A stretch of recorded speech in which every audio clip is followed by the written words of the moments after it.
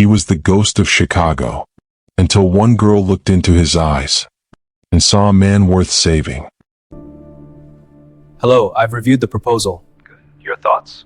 It's promising. Let's proceed. Ryun Seo was feared across the North Side. Cold, strategic, untouchable. People spoke his name in parking garages and back kitchens, never in the open. Businessmen straightened their ties when he entered a room. Rivals crossed streets to avoid his shadow. He ran his empire the way surgeons run operations, clean, precise, zero room for error. Every deal calculated, every alliance measured, every exit planned before the entrance. He did not date. He did not confide. He did not fall. Emotion was a liability. Attachment was a door left unlocked. And Ryun Seo did not leave doors unlocked. Then his younger brother Teo called at 9 on a Tuesday night, voice unraveling at the edges. Hyung, please, I need one favor. Ryun almost ended the call. I don't do that kind of favor. 10 minutes. Sit down, say you're me, then leave. She'll never know. Find someone else. There is no one else. I'd owe you everything. Ryun was quiet for a long moment. Then, against 15 years of iron discipline, he exhaled. 10 minutes. Not one more. He pulled on a dark blazer, ran a hand once through his hair, and drove to a small cafe tucked off a quiet street on the north side. Nothing about the place should have mattered. Nothing about the next 10 minutes should have changed anything. He pushed open the door. She was already there. Sitting by the window, braids neat against her shoulders, a worn backpack propped on the chair beside her like a loyal companion, notebook open, pen moving, completely absorbed in a world that had nothing to do with him. Brown skin warm under the cafe light. A small coffee going cold at her elbow because she'd forgotten it was there. She looked up. Their eyes met across the room. And Ryun Seo, the man who had sat unmoved through federal pressure, through rival threats, through 15 years of a life designed to feel nothing, felt something pass through him like a current with no source and no off switch. He sat down. He did not leave after 10 minutes. He did not leave after an hour. When he finally walked back out into the cold Chicago night, his jaw was set and his hands, steady through every crisis his world had ever produced, would not stop moving. He stood beside his car on the empty street and stared at nothing for a full minute. This was foolish. He had rivals tracking his patterns. He had operations that required absolute focus. Zola, he had a reputation political built on the science, specific Northwestern, promise third year. that nothing and no one could reach him. But all he could think about was the girl by the window. Her name was Zola. She was a political science student at Northwestern. And she had looked at him, not with fear, not with recognition, not with the careful calculation everyone else used, but with the open, direct, completely unguarded eyes of someone who saw a person sitting across from her. Just a person. Ryun didn't know what to do with that. He also didn't know, not yet, that Zola was writing her senior thesis on organized crime infiltrating legitimate business in American cities. She was, in the most precise academic sense, studying him. And by the time he found that out, it would already be far too late to walk away. She introduced herself before he could speak. And then, barely pausing for breath, she told him she was writing her thesis on organized crime, specifically how criminal networks disguise themselves inside legitimate business structures in American cities. She said it the way people announce the weather. Casual. Certain. Like the topic didn't have teeth. Ryun said nothing. He folded his hands on the table and listened. She argued with him twice in the first 15 minutes. Once about whether systems change from the inside or collapse from the outside, and once about whether powerful men choose power or inherit the conditions that make it inevitable. She didn't raise her voice. She didn't need to. She just looked at him with those steady, unafraid eyes and waited for him to catch up. He stayed an hour. He said almost nothing true. He said he managed investments. He said Chicago was a complicated city. He said he agreed with her about systems, which was the most dishonest thing he'd ever agreed to. And somehow, sitting across from a girl who was academically dismantling everything he'd built, it felt like the most honest conversation he'd had in years. Walking back to his car on Clark Street, he couldn't place a single thought cleanly. The next morning he drove to Evanston without deciding to. He told himself it was a different errand. He parked on Sheridan Road and watched her through the window, sitting on a bench outside the mud library, notebook open, completely unbothered by the world moving around her.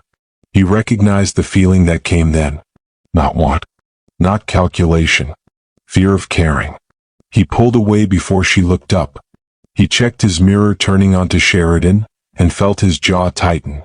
A black SUV. No plates. 2 cars back. It followed him for 6 blocks. Then it was simply gone. Ryun checked the mirror 3 more times. Whoever it was hadn't needed to follow him to find him. They already knew exactly where he'd been. She was coming down the library steps when the SUVs pulled up. 2 of them. Black. Moving with the kind of unhurried certainty that parts traffic and silences sidewalks. The doors opened and the men who stepped out weren't loud about what they were. They didn't need to be. Students slowed. Someone stopped mid-sentence. The campus kept breathing but differently, the way a room changes when a temperature drops without warning. Then Ryun stepped out. Charcoal suit. Collar open. The tattoo on his neck fully visible in the afternoon light, no longer softened by a casual jacket or dimmed by a cafe's warm glow. He looked exactly like what he was. Someone behind Zola whispered it. Seo. That's Ryun Seo. Koreatown. She went through confusion, recognition, and fury in the time it took to reach the bottom step. She walked straight toward him. Tell me they're wrong. He didn't tell her anything. He just looked at her, steady, undeflecting, and that was its own answer. What came next she delivered quietly, which made it worse. She told him he was every case study in her thesis made flesh. A man who learned to bury violence inside structures that looked clean from the outside. Who hurt people at a scale that never showed up on a police report. Who was, specifically and precisely, the kind of system she had come to Northwestern to understand and dismantle. Every word landed. He didn't move.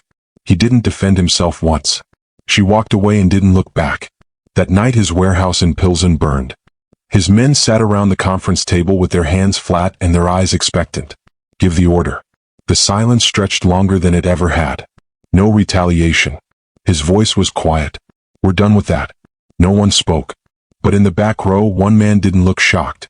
He looked satisfied.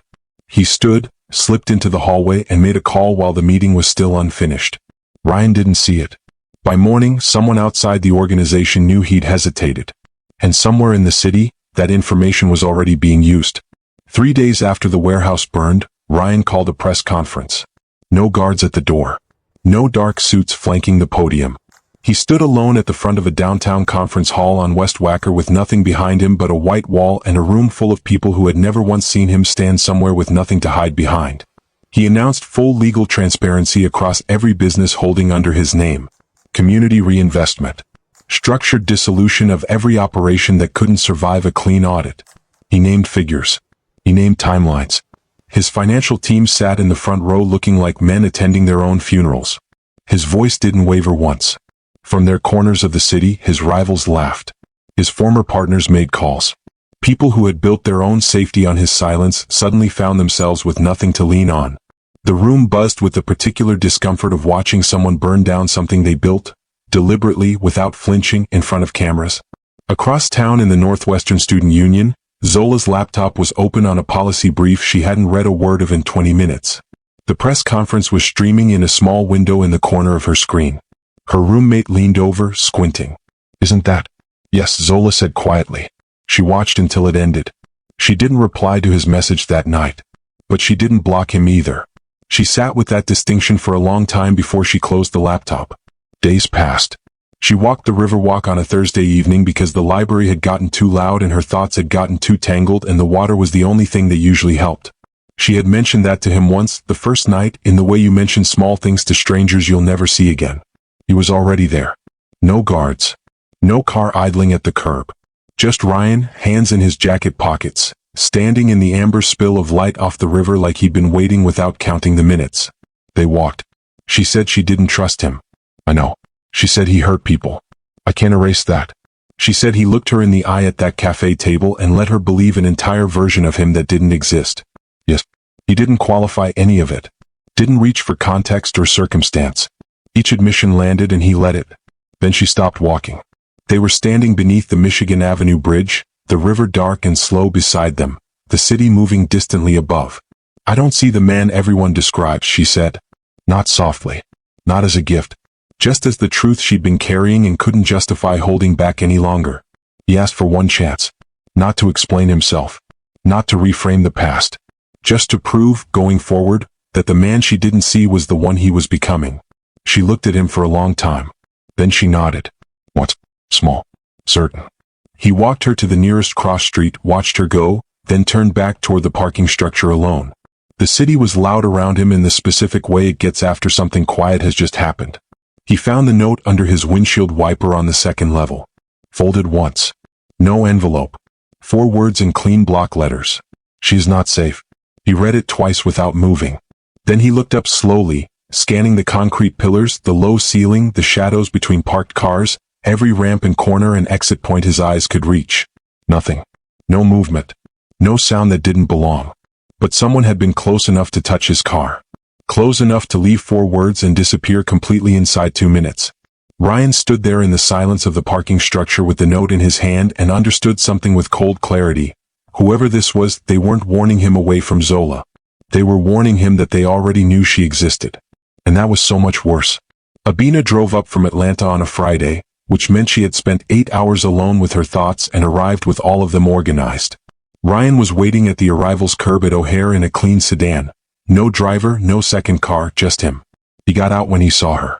Nodded with the kind of respect that doesn't require instruction. And then, before she could speak, he said 3 words in Twi that he had spent 2 nights getting right. Abina stopped walking. She looked at him the way she might look at a document she wasn't sure she could trust. Carefully, without rushing, reserving judgment until she'd read every line. Then she handed him her bag and got in the car. She asked questions the entire drive. Not hostile. Not warm. Precise. What did he do? How long? Who was affected? What changed and why? She didn't accept summaries. When he gave her one, she waited, and the silence was its own follow-up question. Dinner at Zola's apartment in Rogers Park was quiet in the way that charged rooms are quiet. Everyone present, everyone aware. Zola moved between the kitchen and the table with the barely contained energy of someone trying very hard not to intervene in something they couldn't control. After dinner, Abina stepped onto the balcony. She didn't invite Ryan. She didn't need to. He followed and stood beside her while the Rogers Park rooftops spread out below them in the early dark. She folded her arms. You were a dangerous man. He didn't shift his weight. Didn't reach for framing or context. Yes, ma'am. Are you still? I'm working every day to not be. She turned and looked at him then, fully, directly, in a way that made clear she was not measuring his words but the space beneath them. He held it. My daughter fights broken systems, she said. She doesn't come home to one. He bowed his head slightly. I understand that completely. She didn't smile. She nodded once, looked back out at the city, and said it like a door closing on negotiation. Then keep going. Every single day. It wasn't forgiveness. It wasn't approval. It was a standard handed to him in the dark, and he accepted it without qualification. Abina left for Atlanta Sunday morning. 2 days later, an email arrived in Zola's inbox from a Federal Policy Research Institute. A 6-month fellowship. Washington, D.C. One of 5 students selected nationally. She read it 3 times before she called him. He came over that evening.